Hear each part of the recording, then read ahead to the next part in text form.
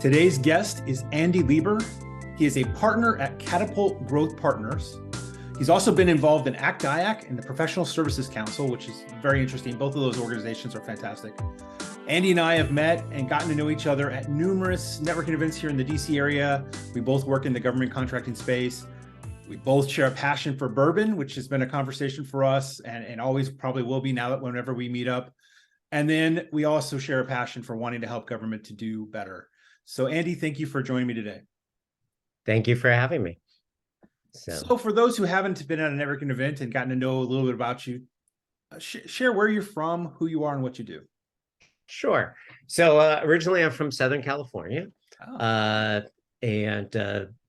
grew up in a nice suburban home, and did the usual, right? High school, elementary school, high school, college. Went to California State University, Northridge, which I joke it's a place for people who don't study in high school.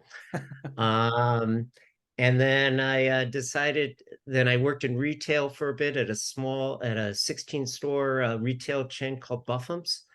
And after a few years, my mom came to me and said, Andrew, because she called me Andrew, I think you should get your MBA. And I said, you're right. So I did a silly thing. I listened to my mom. And I came out to Maryland to get my MBA. So after college, I should also say personally, I'm the youngest of 4 boys. So I have 3 older brothers, 2 who still live in the LA area, and 1 who lives just a couple miles from me.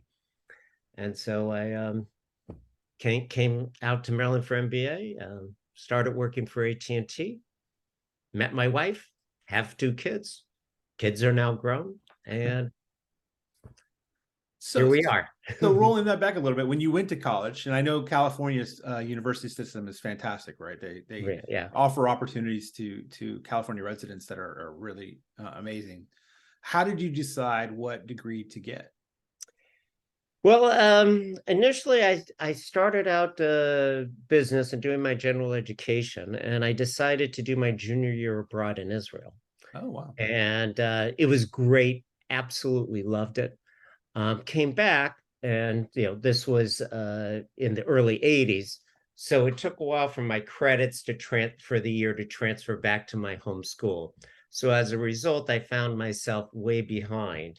And so I was thinking about getting actually an accounting, major in accounting, but I looked at it and I realized economics would take me a semester shorter. So I switched to economics. And I did that. I was still on the 5.5-year plan for college, because of that little detour, but I wouldn't trade my year in Israel for anything. And so I went from that, as I said, went into retail where I managed the men's department. I think my biggest accomplishment was that the store I was in was the number 2 store overall in the chain. And I took over the men's department, and it was number 12. And I got it back up to number 2 in about two or 3 months. Wow. And I did that by having people do the basics. And that means I had a simple chart by each register: serve the customer, make sure things are stocked, clean the fixtures and straighten the fixtures, relax. So they could relax as long as everything else was done. Right. And that really helped. And it really taught me that, you know what, you need to pay attention to the basics. And that's really where you're going to see performance. Mm. Yeah. So I'm assuming you were joking about the MBA. You listened to your mom do the MBA. That did bring you to the DC area, did it not? It did. I was only semi-joking on that. I thought it was a good idea. Maryland, in its infinite wisdom, offered me a scholarship to come here. And it was a great program. Have a lot of close friends from the program. In fact, just a couple of weeks ago, they were all over at our house for a Friendsgiving. Oh, wow. And this is from the prep, but our prep before this. But the thing I learned the most from being an MBA was really 2 things. One is we did a lot of business cases in our program, and we would be really wanting to come up with the right answer. And we think we did whenever we did a case. I got to the corporate world and realized that sometimes the right thing doesn't happen because somebody in a high enough position would have to admit they made a mistake. And so they want to block the right decision. Mm-hmm. And so I learned that, it's really the people skills that are as, if not more important in the corporate world. But the other thing I learned is I had a marketing professor, and we had to write up all our papers in a maximum of 2 pages. And it taught me to be brief in the way I write. And that is one thing that I've taken forward throughout my career, because things that I write up, I think people understand and I get action on because it's very clear, it's concise. And being a business developer, I realized that nobody has time for long emails, right? You got to make it in a couple of paragraphs, and that's it. That's so true. Yeah. So as you finished up the MBA, was that natural that you just found the job for AT&T? Did you have a seek out that job? No, I didn't seek it out. I started as a summer intern with them. Okay. And I taught people how to use the Merlin phone system in DoD, primarily at the Pentagon. And that actually turned out to be really interesting because, one, I was interacting with different people every day. And I also learned that a lot of people had different needs. So there were people who wanted to know every single feature of the phone system, and there were people who just wanted to answer the phone. Right. All they wanted is, how do I answer the phone? I don't want to transfer calls or anything like that. And so all that was just fascinating to me, just doing that and working with people and having to communicate. And the reason they hired me was because when I was in college, I did a little bit of teaching, and they thought that was an impressive skill. Anyway, that turned into a full-time job after school. After I graduated, and I ended up staying at AT&T for 11 years, moving up through the ranks, I think pretty well. I became a district manager after 10 years, which was pretty fast for AT&T at the time. So all that was really good. Though my favorite story is that when I started at AT&T, to show you how the world changed in 10 years, when I started at AT&T, our district manager, we had 2 secretaries, one for him and one for the rest of our division. When I became a district manager, I shared a secretary with 4 other people, 4 other district managers. It just shows, how technology changed and everything. Right. So what was next for you after AT&T? After AT&T, I decided to leave because my next career step would have been to move to New Jersey, and it's not something I wanted to do at the time. And I enjoyed the sales career. Actually, in my MBA, that same marketing professor who taught me how to write succinctly, that's easy for me to say, said that you should spend your career between marketing between line and marketing, so sales. So I started in sales at AT&T, and I enjoyed that, and I did pretty well, and I progressed through a few jobs. I did sales. They started this new thing called business development, and they picked me to do that over a lot more senior people. And I started doing that, and then I went into a marketing position, and then doing some program management, and I ended up in charge of the AT&T government market strategy. And at the time, AT&T was about $1 billion organization. And that was very enjoyable. But I decided, you know what, I want to do something else. And I just decided to leave AT&T. And as I said, I made the right decision to leave, the wrong decision who I left for. Mm-hmm. And I left for a teleservices firm, the people who bother you at dinner time. Mm-hmm. And that was an interesting experience. I was working remotely. They were headquartered up in Delaware. And it didn't work out. And that's one of the things with my career. I've had a number of times where people have decided that I wasn't a fit anymore, and had to go through that more than probably 3 or 4 times in my career, which teaches you resilience. And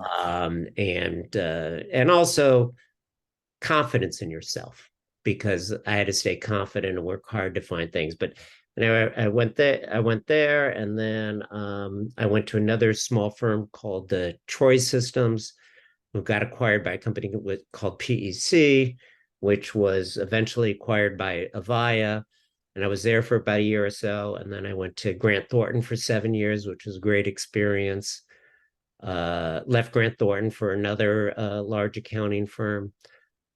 Stayed there for a little bit. Went to Hitachi Consulting. All of this in business development. And then really my last stop in my career was with Management Concepts, which if you're a finance person or a acquisition person, it's very likely you've taken a Management Concepts course. Yeah. Yeah, I've taken core training through Management Concepts. All right, exactly. And it was and all that doing business development, and I just learned to sell different things. But the big thing that I think I brought, the way I do business development, I see myself as connecting the dots between what the government wants and what the core competency of my company is. And I joke a lot, and this is a joke and a semi-joke, is that if the government says they want water, you're going to get lots of people selling the government water, saying, I can provide you water. If the government says they're thirsty, I think there are a lot fewer business developers who can understand that the government wants that water can solve the thirst. And so I'm really big in trying to understand the needs and then talking to them about their challenges and their problems to really get an understanding of it in order to best position my company for an eventual contract. Well, that brings us to your company. What was the final decision for you in terms of launching and going on your own? Okay. Right before I got hired by Management Concepts, I was saying, I have enough of it. I've had enough of this. That's number one. I think doing the right things, but because of what I see a lot of times as challenges within the company, getting laid off. And I got to the point in my life that my kids were out of college, and my wife was much more comfortable with me going out on my own, especially all this. And, the big risk is, what if you don't have clients? And I said, well, I've been working for others and gotten laid off. I didn't see any difference to that. But it was also because I really felt, and I do feel, that companies can use people with my experience and talent, but can't hire me full time because they can't afford it. There are a lot of smaller companies who need the help. And one of the challenges that I've seen with business development over the years is people do not do a good job talking about what their company can do and about the value that they can deliver. Jeremy, you've spoken with a lot of people. Have you ever spoken with somebody in a company and you ask what they do and they give you this long answer and they haven't answered what they do? Right. Yes, I've heard that many times, unfortunately. Yeah. And so I just really felt that. And I went out on my own and started TBD consulting and have a number of clients. And then after a while, I was missing the team atmosphere. So I joined Catapult Growth Partners, which is, there are a bunch of us who are all independent business developers, but under the same umbrella. And what's nice about it, it gives us a team atmosphere. So you have someone to talk to when you say, you know what, I'm having a challenge doing this. What do you suggest? And with business development, what we do is not rocket science. Okay. There's a lot of things you need to do. And a lot of times you do things, but sometimes you forget about a step or you forget about something. So it's always good to have to ask somebody and just say, well, did you do this? And you go, oh yeah, I need to do that. Right. Just the basics, back to earlier, you got to do the basics with business development. That's really, I think, what separates a lot of the successful ones from the ones who might need some improvement, is that there's certain steps you need to do. And pretty much have to do them all the time. So that's interesting. So, what my next question is always, what would you change? I hear you talk about this challenge of doing business development correctly. Yeah. Yeah, I would change. Would I like to see a few things done? Okay. One is I'm one of the things that really bothers me when I see a small company and they tell me they have core competencies in 7 different areas. Hmm. You know, how many people do you have? 26. No, you don't. Okay. You know, stick to your core competencies. There should be about 3, I think. Okay. And I've seen small companies that do more stuff than IBM does or Deloitte and all that. And it's like, you don't. And the government doesn't believe you either. Right. So that's number one, really focusing on your core competencies, which you do really well. Um, Number two, be able to articulate what you do and how you've helped others. Hmm. So I'll just use myself as an example. What I basically do in business development and at Catapult, it's identify, qualify, and team. We identify opportunities, we qualify them, making sure that there's winnable, and help you on the get the right team, either as a sub or as a prime if you need it. And that's all good to say, but just some of the things I've been able to help my clients do. One client, I was able, in essence, to double their size of their company, getting a big win for them at Department of Education. Another client, I got their first win in 4 or 5 years for that company. And I did that by being persistent, nicely persistent. Mm-hmm. Jeremy, I would guess that you don't answer every email that you get from a vendor. No, but I understand what you mean by the nicely persistent, because there Yeah. are a few people, but very few that are like Yeah. that. Yeah. And you got to remind them, and eventually, and if I had to change one thing about business development from the government side, if you don't want to talk to me, it may be easier just to respond back saying, thank you very much, I'm not interested. It may save you some time, right? Right. And But I would say it's polite, right? yeah, it's polite, but if you're worried, if it bothers you that they're bothering you all the time, well, you can stop that, right? And that's in general with the government. That's Um, you Yeah, know, I'm an odd duck in government because I yeah, actually love interacting with industry. yeah, And that's not, you're right, that's not the norm. A lot of people just try to dodge and weave and don't express why they're not interested. yeah, and that would be good. Now, you didn't ask this question, but on the government side in dealing with business developer, that's one thing I would like. The other thing I'd like to see is contracting officers or the government be more transparent with industry. They send out an RFI or a sources SOP with some, or even their forecast with some simple things like, this is a recompete. So and so is the incumbent. Right. They've been the incumbent for the last X amount of years. Because if they don't do that, I am writing them and saying, asking those questions, Right. and me at times, however many other people, right?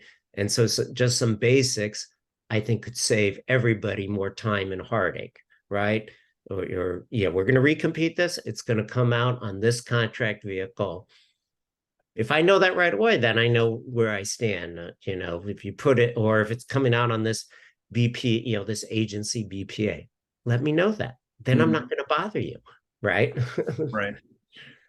So yeah, so those are just some of my wish list since it's the holiday season, right? Well, they're good wishes. I mean, we've both been involved in this, and I was on the industry side for a while, which is probably Yeah, why I have a heart for yeah, industry's challenges. yeah, But at the same time, what you're saying are good things that will help government get what they actually want anyway. yeah, yeah. And they have to be better. And I think we talked about this the other night, is the requirements gathering on the government could also be a lot better. Right. But it's really hard. Sometimes you don't know until you've experienced it.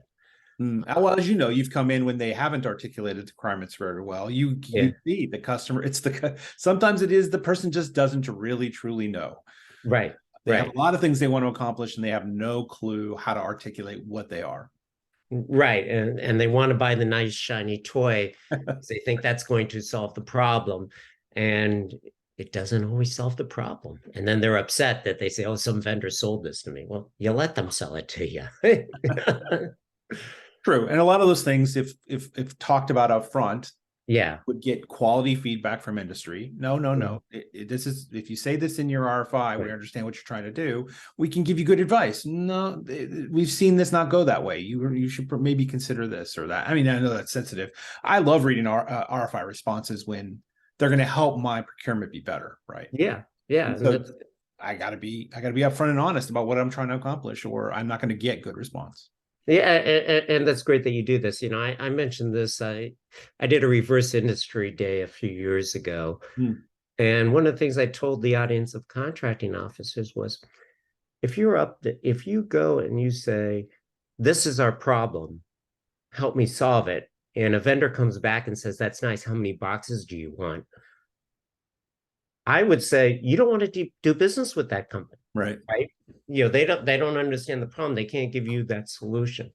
And so one of the things I harp on a lot, well, harp is too strong of a term, but when they ask for feedback from all these government industry days, and the government's been doing a lot of small business days over the last few months, and every one of them talks about the basics on, get registered in SAM, and we're meeting our small business goals. But what they don't do is have people come up and say, hey, these are our challenges. This is what we're trying to accomplish.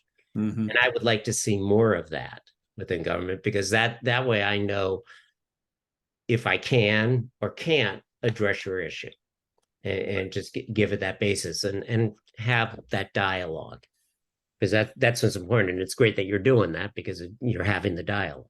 Right. Dialogue is very important. Yeah. So what's next for you as you're heading into, I know we got to get past the holiday season, but what's on the horizon for you?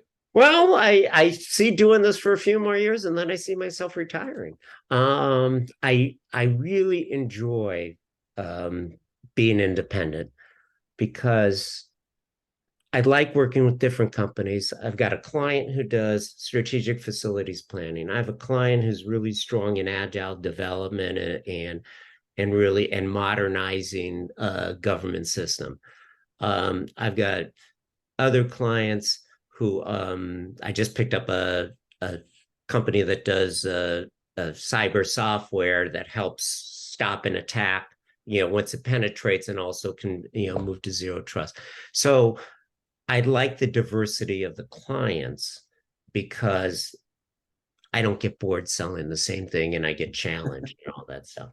And so that's what I do. And the other thing I really like about it is, I can't tell you how many times I go to something for one client and I hear something that helps another client. And that's great, because that's efficient for everybody.